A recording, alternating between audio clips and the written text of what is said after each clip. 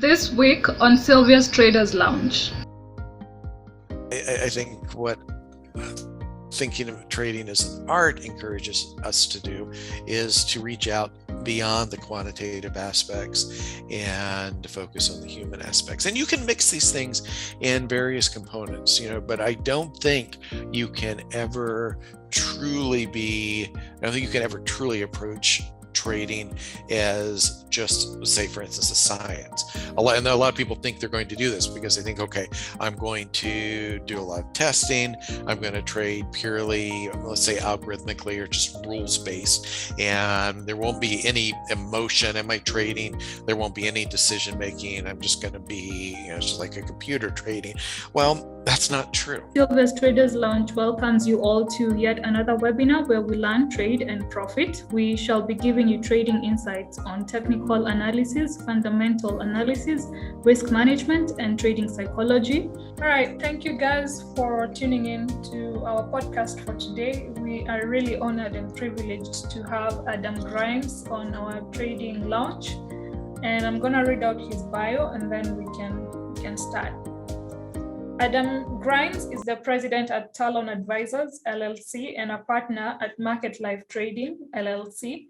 Adam is a prominent professional trader and advisor to the high-end pros, including hedge funds and institutions. In a prolific career spanning well over 2 decades, Adam has been at the New York Mercantile Exchange, a senior prop trader and a chief technical strategist at a top-tier Manhattan firm, a hedge fund trader, vice president of quantitative trading at an institution, and he currently works as the chief investment officer of Talon Advisors. Adam is the author of several published books, including Technical Analysis, Price Action, Market Structure, and Trading Strategies, Wiley 2012, which is widely acclaimed as the definitive book on directional technical trading. Adam has also produced what is arguably the most comprehensive free trading course on the internet with pro-grade, reliable information, The Art and Science of Trading, which has trained over 20,000 traders and continues to be favored by users from all over the world. When not trading or teaching, Adam is a composer of classical music, a pianist, and a classically trained French chef. Welcome on board. It's really, truly an honor to have you. And our theme for today will be why trading can both be an art and a science with Adam Grimes. Thank you, Sylvia. It's great to be here with you today. Yeah, so maybe you can talk to us. It's been a long time since we spoke to you. You can remind us how your trading journey started and why you trade what you trade and the transitions you've seen in the financial markets over the 2 decades that you've been trading. Sure. So my path is, everybody kind of has a different path, but mine was a non-traditional finance path. My formal education, I have a degree in music and in comparative religion. So, no finance training there. I started trading when I graduated from college. And, I like to say that nobody really could possibly know less than I knew when I started.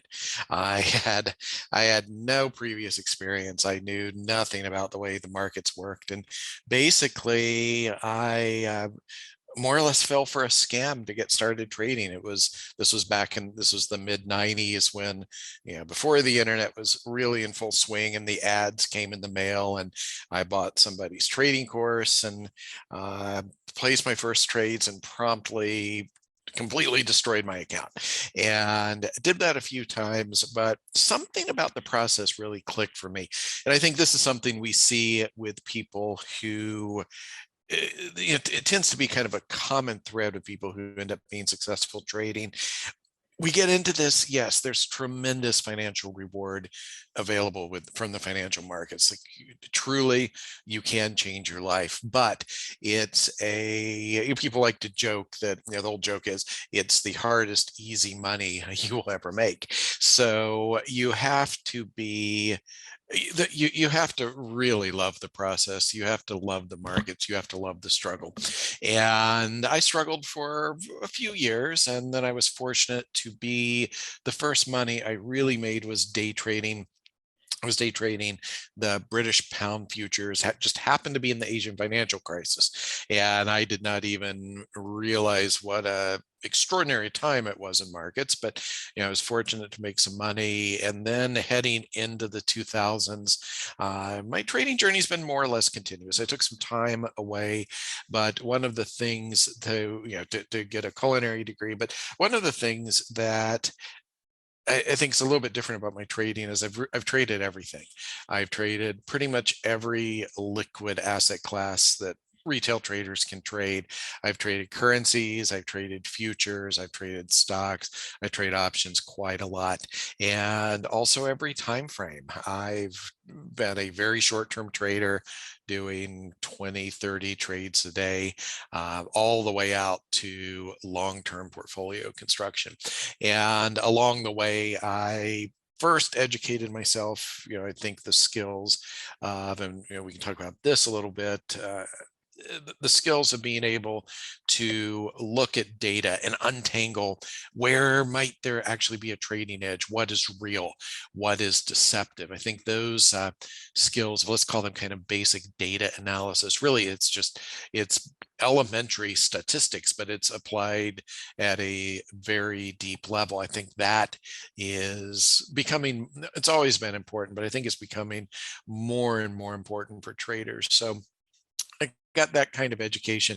Eventually, I got an MBA and I did some PhD level coursework and some of the quantitative disciplines. So I did, through a very roundabout, non-traditional path, I did end up with a fairly decent toolkit for looking at data. Now, your question about what has changed in the markets, on one hand, I think it's interesting to look for the things that haven't changed, but things are always changing. And this is one of the problems with trying to understand financial markets. Things that might seem to be contradictions, that might seem sometimes even to be paradoxes, these things are common in financial markets. So I would tell you, on one hand, that the things change and things are maybe changing more rapidly, but the core of my approach, my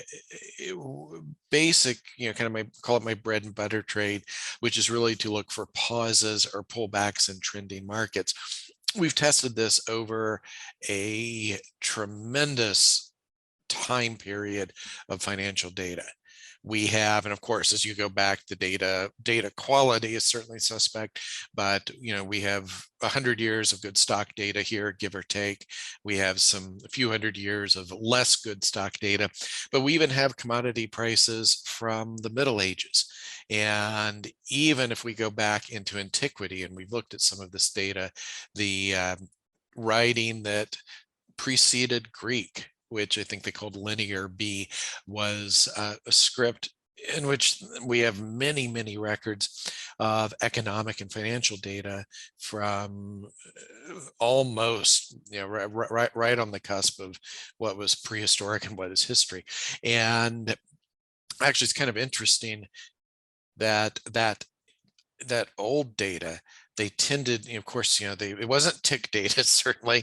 It wasn't even daily data, but what the merchants did, they would record large price changes. So this is something like an approach that we would take with a point and figure chart today. And you can't exactly untangle that data with anything near the fidelity we can modern data. But the basic idea of how we trade and how I look at markets, to the best of my knowledge, has been a feature of financial markets as long as we've had financial markets. Now, what has changed? Certainly, over the past 12 years, decade plus, we've seen a historic bull market in stocks, and a lot of people have worked trading approaches that might not necessarily work over a larger time period of market data. So I do think to some extent we're in a bit of a precarious time for developing traders. Of course, we're seeing in some ways the playing field is leveled. I think in some ways it has never been as good to be an at-home trader because you have access to completely for free to much of the data that 10 years ago was only available to financial institutions. You have access to markets. We have lightning fast execution. And this of course is manifested in a lot of the social media things that have pushed markets around. And then of course, cryptocurrencies, I think one of the big questions. And I'm probably not as bullish on the long term. I won't say I'm bearish either, but I think that the future for those is probably not quite as clear as many people would like to believe. So any of that you want to dig into deeper, or is that I think it's a pretty good overview, right?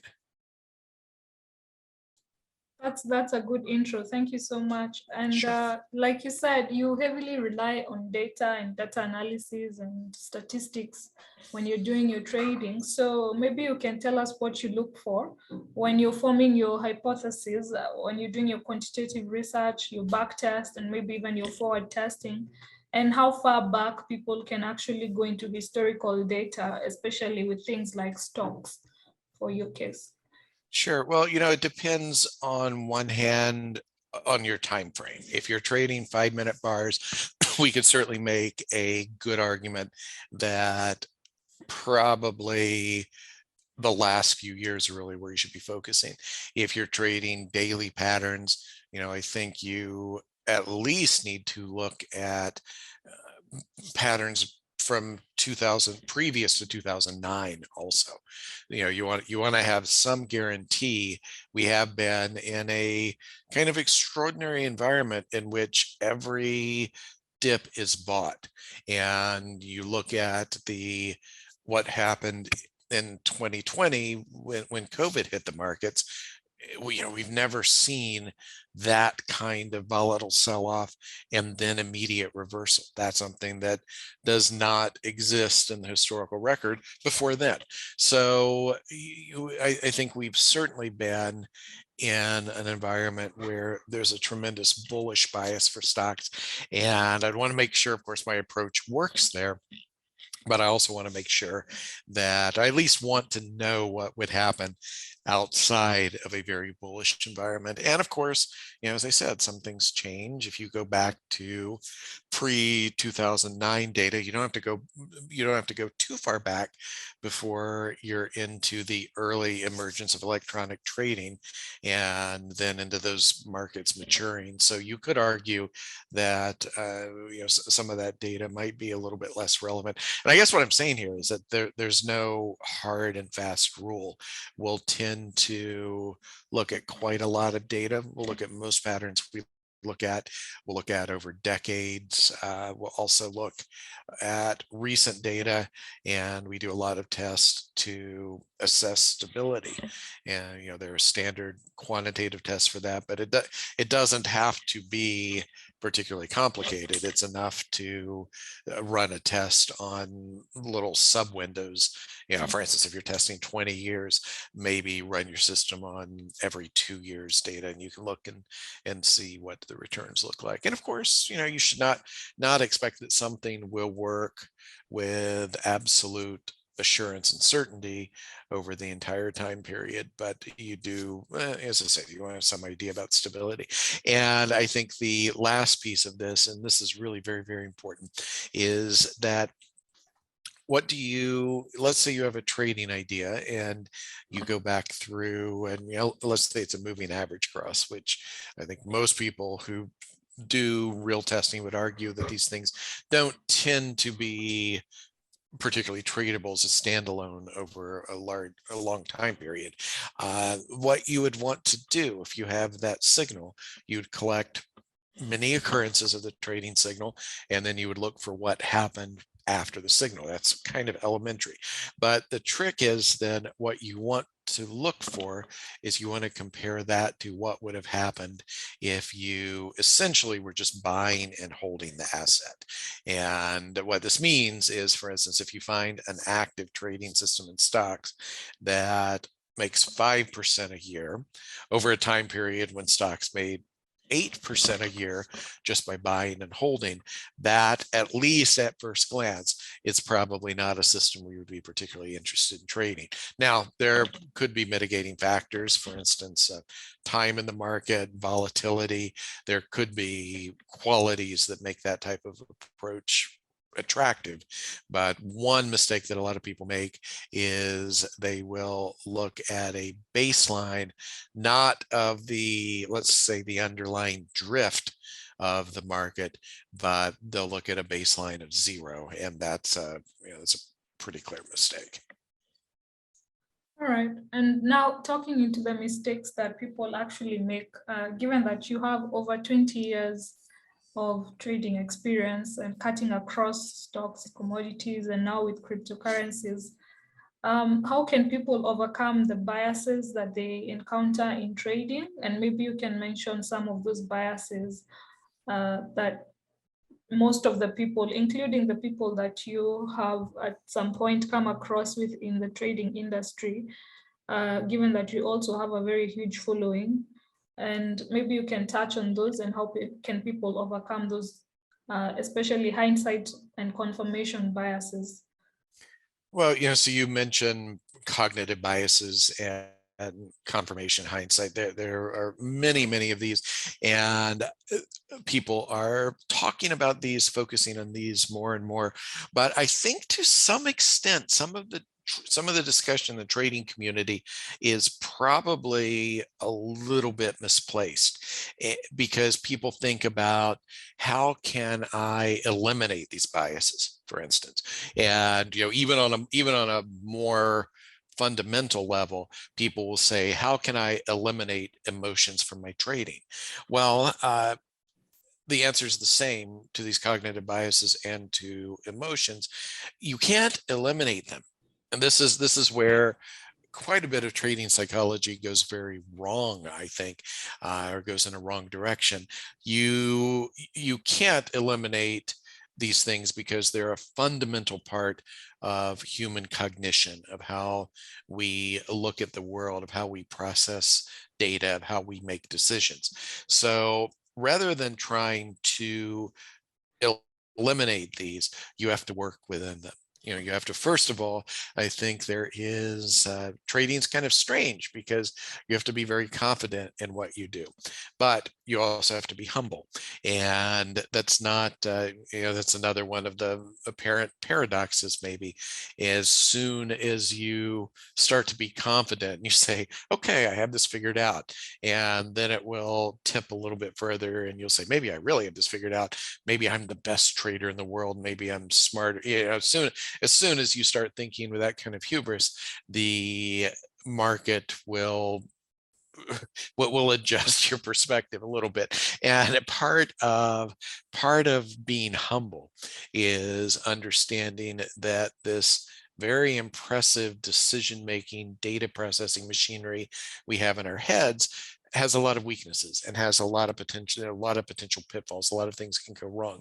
So knowing that, and then, for instance, confirmation bias, of course, is a big one, and we're certainly struggling with this in the United States, and I think all over the world, as people try to understand what's going on with the COVID pandemic, as people try to understand, one of the things, I don't know if how aware you are of what's happening in the US politically, but we're really becoming very clearly divided into two different camps that see things very, very differently. And this is the same thing that happens in trading, where you have an idea, you have a perspective, and then every piece of information you see just strengthens that perspective. And I've seen cases over the years where people are actually not able, I don't think it's just that people ignore, but I think people are not able to process information that contradicts some of these deeply held beliefs. So in cases like that, one of the things that we can do is to counteract confirmation bias. And this is something I do naturally as a matter of course, to actively and very aggressively to seek contradictory information. I get into a trade and my first assumption is the trade's not going to work, which would seem to go against all kinds of positive thinking that people talk about.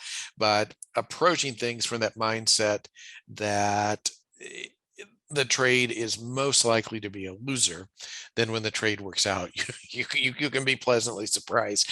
But I don't think that mental trick would work for everybody. But I think that understanding our cognitive machinery, understanding how things can go wrong is very, very important.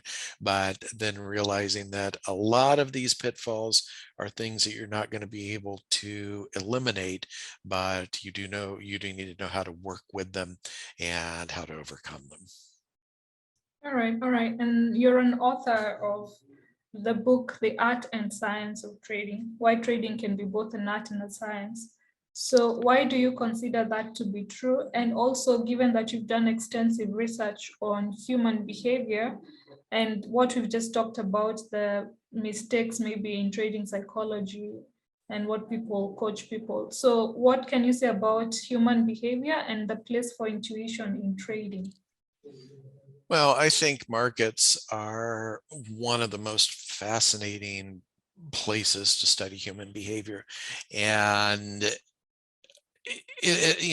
we talked at the beginning of this talk a lot about quantitative approaches.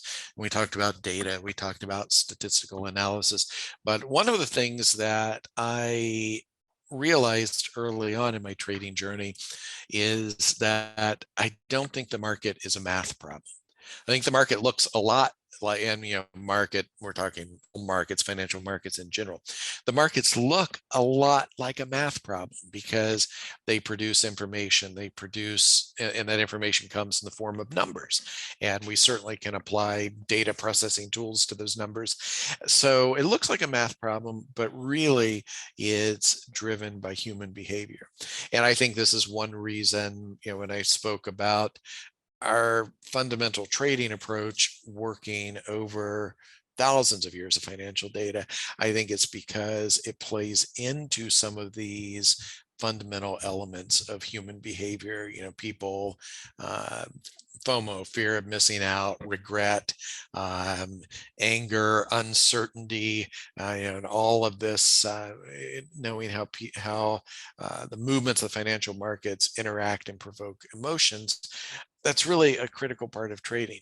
And I think that, trading, if you think about art and science, those are two words that I think a lot of people see as being almost exactly opposite, but I think it's a very, very serious mistake to think like that. Science is certainly about asking questions and looking for evidence that contradicts those questions, looking for ways to disprove what you believe.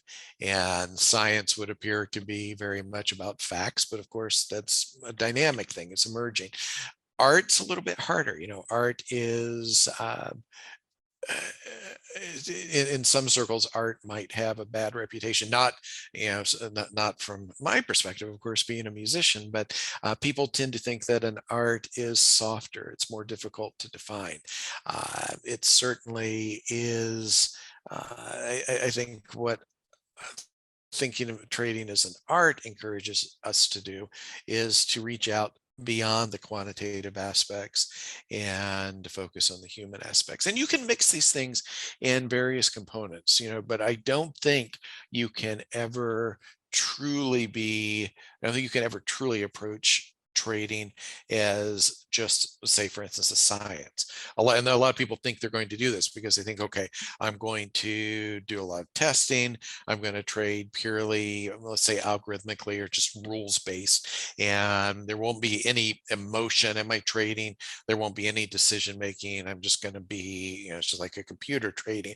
Well, that's not true, because you still have to make some decisions about what to test, how to test, what data to test. You still have to make some decisions about what are the right risk parameters for you, how much volatility can you accept, how big should you trade for your account. And there are, for some of these things, it's possible to derive optimized, mathematically optimal answers, but those optimized approaches can certainly fail, and typically do, frankly. So there's a lot more of what we might consider to be, even in hardcore quantitative trading, there's a lot more of the human and art aspect too. All right, Adam, I think you can now share your screen and take us through your trading approach. And if you can also give us an example of your most recent trades, that would really be good. Sure. How's that? Can you see the screen? Yeah, we can see your screen. Okay, fantastic. So I have several slides here that will kind of duplicate some things that we just went through, but I'll go through those very, very quickly. What I want to cover here is my core beliefs about markets and trading. I want to share some tools I found useful. We'll talk a little bit about the tools that I have not found so useful, and a few words about implementing all of this and making it your own. Sylvia read my bio, so I won't go through all of this. I think one thing that maybe we didn't touch on so much was that I am primarily a technical trader. I'm an unusual technical trader because I also do quite a bit of fundamental work, and a lot of this work is available for free. We're currently, and expect to be for the next several years at least, publishing the Talent Advisors work, which is largely fundamental.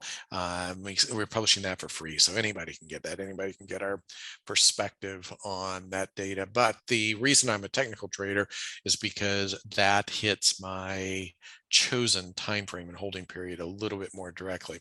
As Sylvia also said, I had a previous career as a professional musician, as a pianist, harpsichordist, pipe organist, and also a composer. After taking about 10 years away, I'm doing music pretty seriously again. And if you're interested, you can check out some of my composition work at adamhgrimescomposer.com. Expect to be producing a lot more stuff here over the coming year, but there's a few things up there. And I also cook, really into food and wine, and that's a slightly different journey. A little bit about me though. Where to find more information? Twitter is sort of a good hub for me.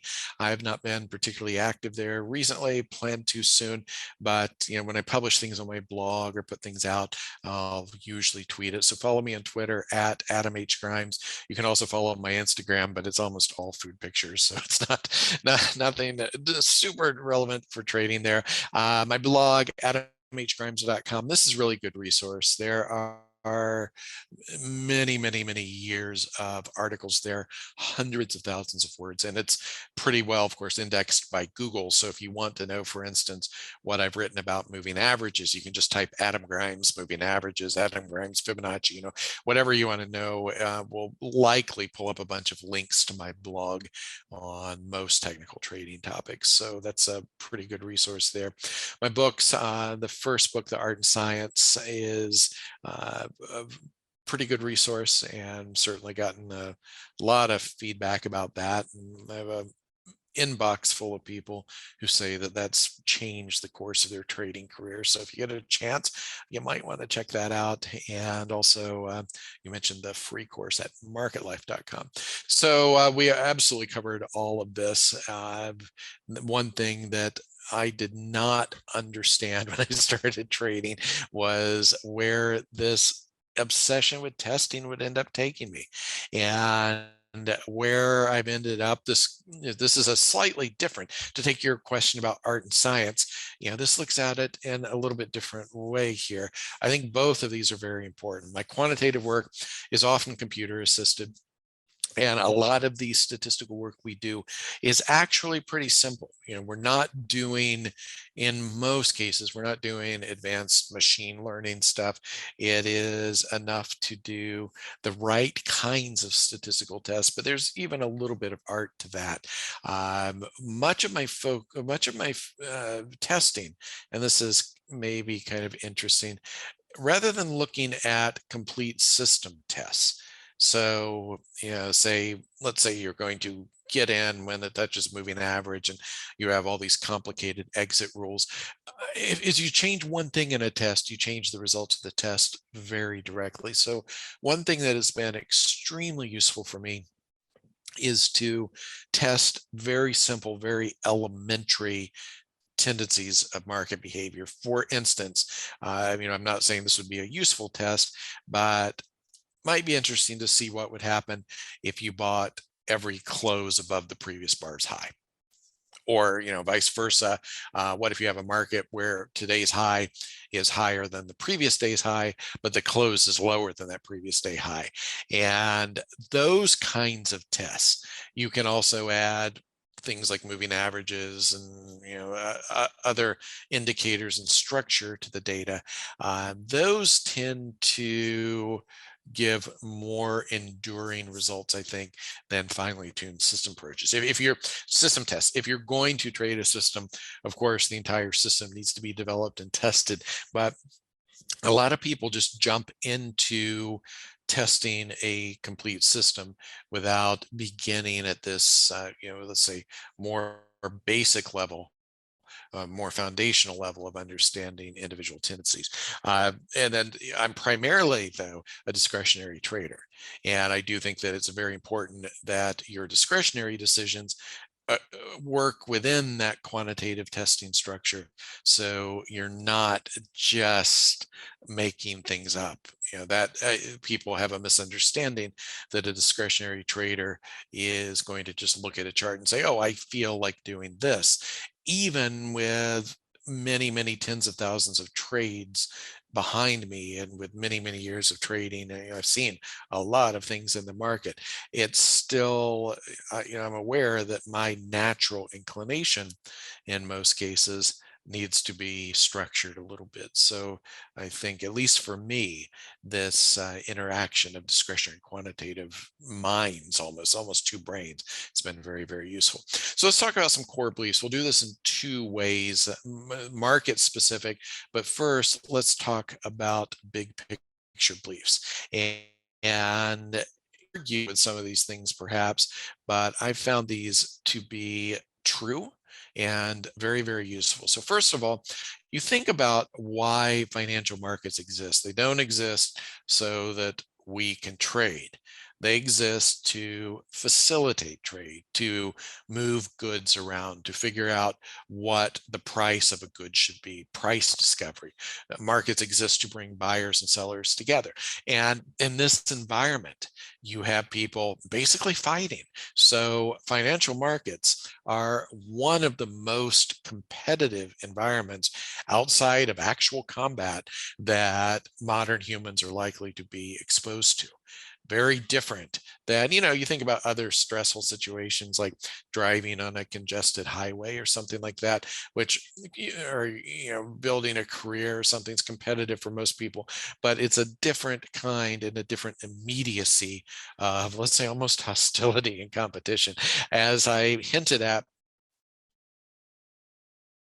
money naturally works against us in the market. And this is not a presentation. One of the topics I talk about a lot is the impact of randomness on our trading.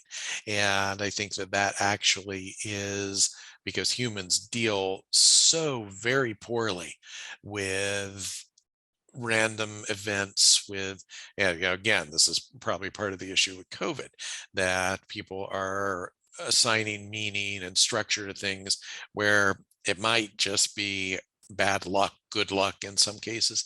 And this is a way that people's brains misfire very, very frequently in the market. One of the, perhaps, if you had to boil down my belief in the markets to one thing, is this: there's no free lunch. So if you think you have found something that's too good to be true in your testing, you've certainly made a mistake. Because, see, all of this follows logically, right? Markets are extremely competitive. So this means that you're not going to be able to find a system that's going to just make you money every time you trade. Obviously, that's a silly extreme, but something that's going to be extremely consistent and have a very high return that's very stable over a long period. That's not the way markets work. So, all of this is a reminder that if you want to make money in the markets, you're going to have to work at it. You're really going to have to work at it. And there are many, many, many different ways to trade and to make money trading. And this is one reason why it's even a little bit difficult to talk about trading, because things that I would tell you with my approach are true or important, or things that we can't do. Somebody else might trade in a different way. And what I say might not apply to that person at all. Another, this is, all of this, I think, kind of fits together in obvious ways. If you do find a trading edge when you develop your system, the edges are small. And what this means is, one of the words we hear with trading a lot is discipline, how important it is to be disciplined. And this is why it's not it's not the idea that, it's not that it's some kind of gatekeeping that people are saying, oh, if you want to be a good trader, you have to be disciplined. It's just what you have to do. It's not an arbitrary thing. It's the fact that this is a very difficult thing to do. And you're essentially like, walking a tightrope stretch between two cliffs. And if you make a little mistake, you're going to fall off the rope. If you make a little mistake in your trading, you're going to lose money. And if you make an emotional mistake in your trading, you're going to lose money. So this is why I don't think there's any chance that somebody could be successful as a trader without really having very, very solid discipline. And then, as I said, things change. Not everything changes, some things don't, but there are a lot of always changing cycles in the market that we need to be aware of. So that, those are foundational beliefs about the discipline of trading. Now, this is getting probably more to where you wanted to go. Core market beliefs about how markets move. So I think if you understand these, I think of these things, as I say here, these are the patterns behind the patterns. Everybody wants to, like, what's your favorite trading pattern? But it's more important, I think, to understand what generates those patterns than it is to have a specific book of chart patterns that you would look for. And here are the patterns behind those patterns. Markets alternate between trends and trading ranges. Trends are more likely to continue than they are to end. We'll go into these in a little bit more detail. When trends do end, there are some characteristic and repeatable patterns in the way trends end. And price rejection, or conversely price acceptance, is a very important pattern to be aware of. It can tell us a lot about market behavior. One thing that I do think we should consider, there's a lot of, maybe less in recent years, but there's a lot of what I would call woo-woo in financial markets. People thinking about, for instance, codes from the Bible would be one example. Secret ratios. People talk about divine geometry and stuff like that. You don't need any of that. I of course can't decisively tell you that those things aren't true. I don't believe they're true, and I have more than a passing formal education on some of those topics. That's another thing. But you don't need anything like that, because if you understand that all of these things that happen in markets, all of the ways the markets move, are just driven by this competitive action of buyers and sellers, you have all the answers you need. So why do markets trend? Well, markets exist to find the right price. It's a process of price discovery. And when new information comes into a market, price goes someplace else. This makes sense. If you have something that's selling for a certain price, and then let's say information comes in that it's going to be much easier to produce, there's some technological advance that makes, or in the case of a crop, maybe the fields look really good this year. It's going to be a big harvest. So supply is going to change, or you can imagine demand would change too. Price will go to a new level. And this is what creates this fundamental movement in markets. I do think one thing to think about here, and maybe this is a silly point, I don't think it is that every trade is essentially a disagreement on value. If you read a lot of trading books, they'll tell you that people make a trade is an agreement because buyer and seller agree to exchange. But if you think about it, if it's really an agreement, nobody would have any reason to trade. Somebody's buying something because in many cases because they think it's going to be worth more in the future, and vice versa. Somebody's selling something because they think it's going to be not worth more in the future. And this disagreement also brings in a lot of the emotions that we were talking about earlier. This alternation of trend and range is not necessarily simple. And so here's just a recent chart of the S&P. If a trend is pretty easy to define, right? You look at that and this is a trend, but you might also look at this entire chart. You might say, oh, that's one big trend. But you might look and say, okay, well, that's a downtrend. So there are all of these different ways to define trends. And then, you might ask questions, is this a downtrend? Is this a downtrend? And the answer is maybe yes, maybe no, but it depends on how you trade and how long you intend to hold trades. So this is anytime you're looking at a trend in the market, we can make up rules. And I do find that looking at one of the things that I look at a lot, this swing structure is very, very important. Here's a nice little trading range here, but you still are going to have to put this into a framework that is meaningful. And just to point out, I could have put the typical trading book approach would be to put something in that would show you a trending market that then goes flat and to say, here's a trend, here's a range. But this, you can see the structure here when you start to go through and say, where are the actual trading ranges? It's a worthwhile exercise if you've never done that to go through, like, is this a range? Is this a range? And you'll find yourself asking, is this a little range here? Some questions, and asking these questions and realizing that there are multiple correct answers. This is a way that you can start to, if you've never done this, just putting a few lines, adding some structure to the chart is a very good way to start thinking about how markets move. One of the principles, it certainly has been, as I hinted at earlier in the presentation, we've been in a historic bull market. And this is particularly in stocks, but also in currencies, also in commodities. When you do identify a trend, it makes sense to bet on the trend continuing. And this is not, trend following, of course, is an approach that has really almost become more marketing than anything else. But I'm not advocating a trend following approach. But what I'm saying is, let's go back to this S&P chart here, that if you look at some of these points where the market came under stress, one of the things that people look at with my institutional advisory is how right we've been over many, many years.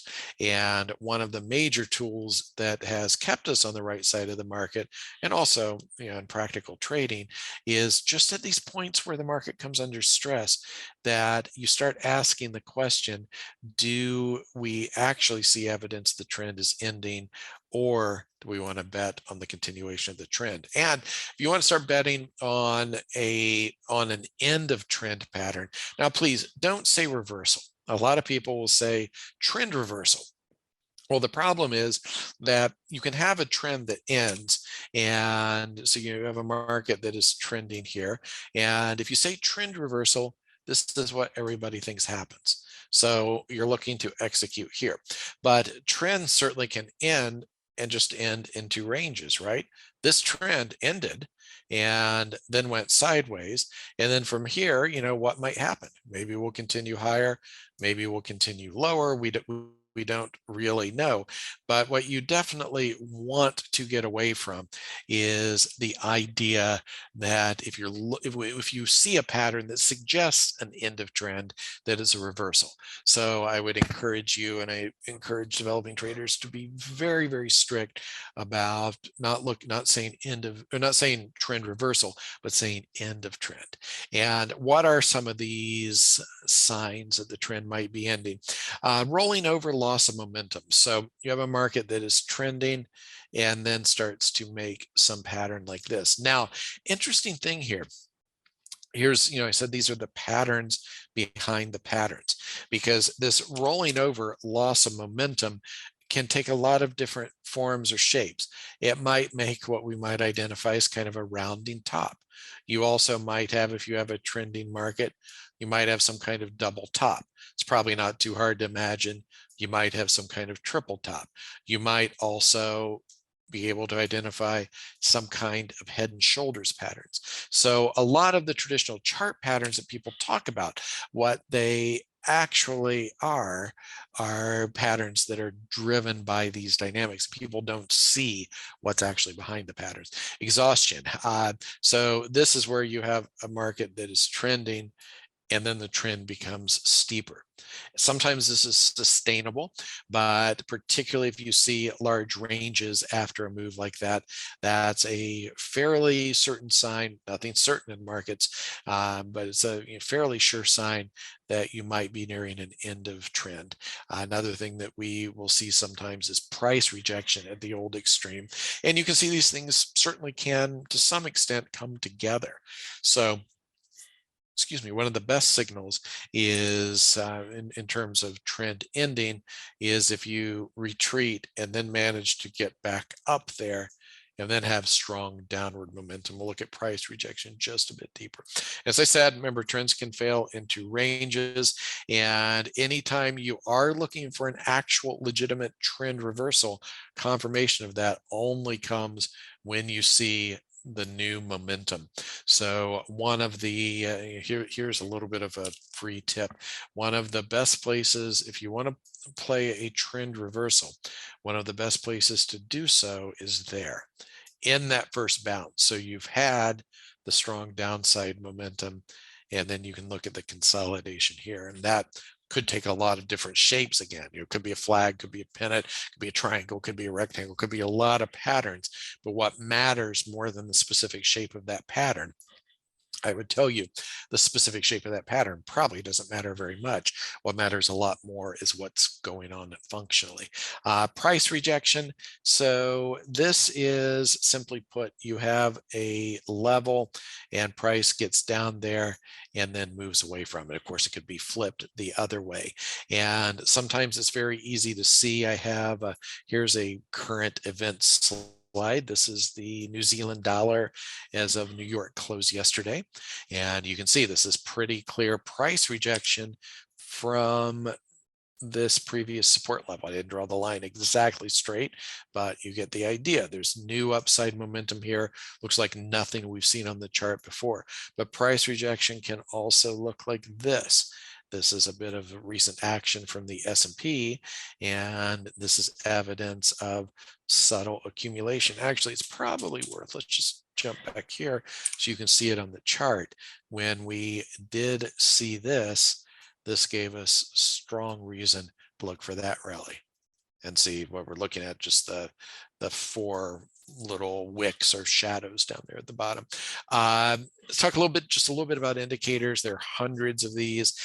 I think this is one of the mistakes developing traders make, is people will slap 40 indicators on their chart. And I've seen very silly things, like they'll have the same indicator with slightly different parameters. Like maybe you'll have an RSI. RSI is a pretty decent indicator, but I've seen charts where someone will have a 9 period, an 11 period, a 14 period RSI, and really you're just looking at the same thing. there. None of these indicators are particularly predictive. They all process open, high-low, closed data, and so many of them overlap. And one of the things we want to be very careful anytime we're building a decision model, a rule set that will tell us what to do or what we can or should do. If we have inputs that themselves are correlated, we will have a false understanding, a false confidence in our system. A non-mathematical way to put this is, like let's say you're thinking about changing careers, and let's say you get advice from 4 friends who kind of think like you do, and they all tell you the same thing. That's probably not going to be as useful as if you went to 4 very different people who had different perspectives. You will feel like, oh, 4 people told me to do this. It's obviously the right thing to do. But because those 4 people see things the same way, and by the way, of course, there are larger societal implications here, as I was discussing earlier, because all those people see things the same way, you have a false confidence in the quality of your decision. This happens with indicators too. If you're using multiple indicators on your chart, one of the things I would challenge traders is, if you have 3 indicators, are you better with one? Could you be just as good with one? If you could be just as good with one, you're actually a lot better with one. We've sort of talked about chart patterns a little bit, but actually I think we covered this pretty well. It's very important to place them in context, which is of course another pattern. One of the things that's a little bit different about my work is I think the details of chart patterns, the specific shapes, probably don't matter nearly as much as people think. And I have done work for, because I'm a discretionary chart trader, I have this data in ways that a lot of people don't. I've looked at many, many hundreds of trades, separating out the patterns that, let's say, were I say the prettiest here, but I mean like the most symmetrical, the patterns that look the best. And what you find is the expectations following those really great patterns are not significantly different than any other pattern. And I also would point out that most things, and this is a real danger and pitfall for developing traders, most things don't work. Most things that people think work do not work. And you can't even be sure if somebody's telling you that something works for them. You can't even be really sure about the quality of that information necessarily. A little bit about one of the questions that comes up is, how do I set up my chart? I use bars or candles. I use a 20-period exponential moving average on every chart, and I place Keltner channels.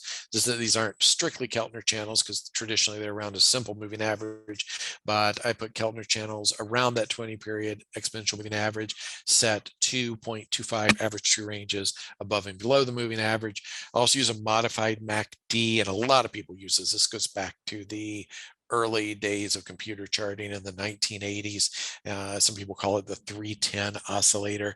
It's a MACD with the inputs 310, 16.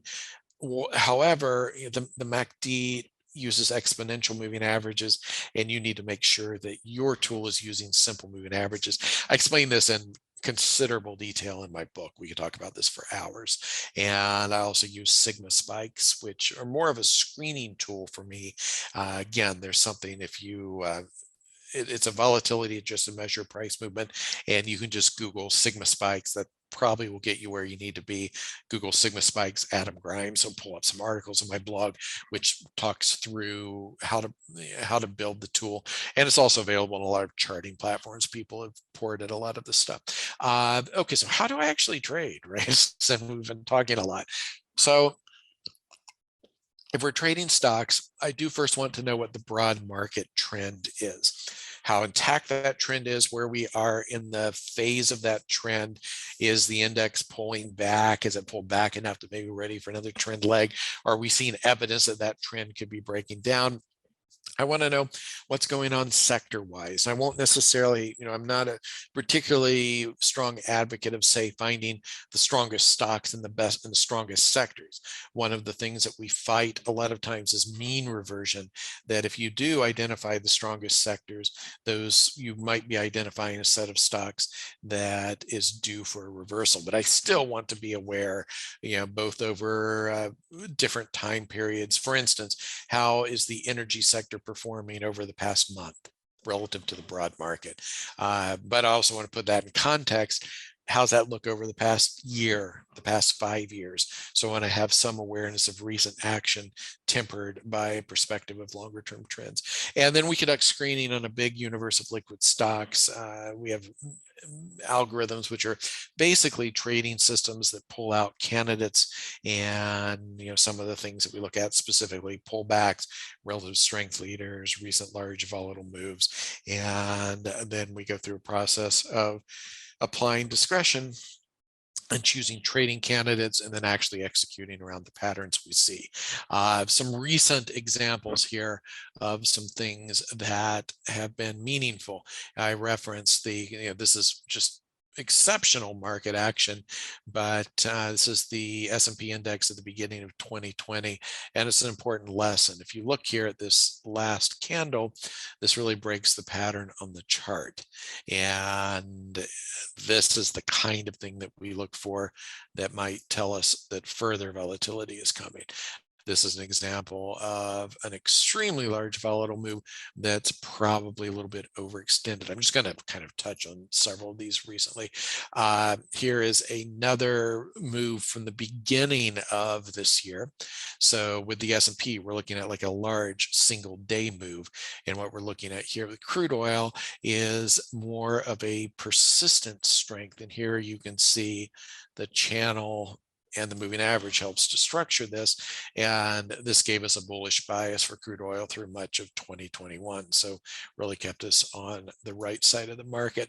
Here is volatility contraction following a big move. So this is a particular stock. This is a stock that we were able to call out well in advance for our subscribers. And you can see a large volatile move here. And then this is the type of move that we look for, this kind of stabilization. That's what I hinted at previously, as looking to trade the second leg of a potential trend change. This is good chart pattern example. Let's look at a few more recent patterns. These are things that we have done with stocks. We were able to identify PG as being one of the recent leaders, and that was based on the action here, the break to new highs, and the consolidation. You see a lot of these things overlap enough that it's the same kinds of patterns over and over, that you have a substantial move and then you have some kind of stabilization. A few more of these. This little consolidation here, it's a very good setup for this short. And all of this is same thing here, this kind of stabilization here. You see it's the same thing over and over, and shorts have worked out pretty well in stocks. This is a pattern. This is an example of a pattern that, as of close today, did not end up working very well. But this is the kind of pattern that typically would point to a move lower, but as already highlighted, we had some price rejection there on the New Zealand dollar. And here's the same pattern on lower time frame, and you can see this. Actually, I put this in before the close, and so this has actually been a pretty good lesson and a failed pattern, which certainly happens sometimes. I think, let me just kind of click through other charts here. Just to highlight, okay, same thing here. You see this little pause and wheat, and these are trades that we caught in real time. I'm not going back through and pointing at charts and saying, oh, here's something you could have seen or should have seen. These are trades that we saw set up as they were happening. And this is a nice typical pullback in silver. And this, by the way, you can see this move failed, but this would have been a profitable trade for a trader managing taking partial profits into the move, which is another part of it. And I think that's actually probably a pretty good place to wrap up. It's also worth saying that one reason that trading is hard is because everything matters. This is a short list of things, but every aspect of trading, everything you do will have an impact on your results. So some people think, I want to become a really good analyst. I want to become really good at execution. But some people will say, I want to become really good at risk management. The short answer is you have to be really good at all of those things if you're going to be successful in the market. And I already covered this, but if you want to know more about me, follow me on Twitter at Adam H. Grimes. You can check out my blog, adamhgrimes.com. And also would certainly love to have you check out my firm Market Life, where we train people how to trade, teach people how to trade. Thank you so much, Adam. That was, I can say, short but precise and straight to the point. And thank you. We'd really love to actually have you in the future, where we go now step by step practical application into. Sure, I'd be happy to. Into sectors in which you're trading. But I think you've covered extensively on your trading approach, and also sharing your chart setup behind your reasoning also towards how you trade. It's really important for us to learn from the likes of your mind. And thank you so much for gracing us again. This is officially our last podcast stroke webinar this year. So we saved the best for last, I guess. Thank you. I'm honored to bookend the year then. Thank you. Yeah, and so we wish you a good day and good festive season with your family. Thank you. And thank you so much. All the best to you, and I look forward to speaking again in the near future. Let's do something next year. All right. Thank you guys for tuning in to our last podcast of 2021. We were honored to have Adam Grimes, and he's really taught us a lot of practicals on his trading approach. We welcome you to watch our future podcast stroke webinars in the new year, and we welcome you to also view our previous webinars and podcasts on all our social media platforms on Facebook, Twitter, and LinkedIn at Silver's Traders Lounge. And we will see you guys in the new year. Merry Christmas.